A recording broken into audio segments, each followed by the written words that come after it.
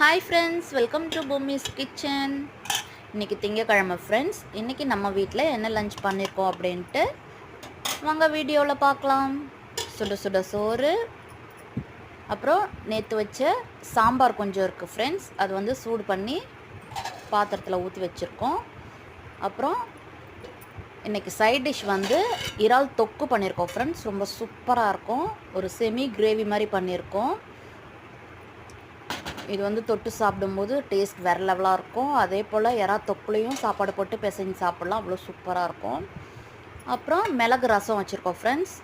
இன்றைக்கி மிளகு ரசமும் இறால் தொக்கும் தான் நம்ம வீட்டில் செஞ்ச லஞ்ச். என்னோடய ஹஸ்பண்ட்க்கு லஞ்ச் பாக்ஸ் ரெடி பண்ணியாச்சு. உங்கள் வீட்டில் இன்றைக்கி என்ன லஞ்ச் பண்ணிங்க அப்படின்னு கமெண்டில் சொல்லுங்கள்.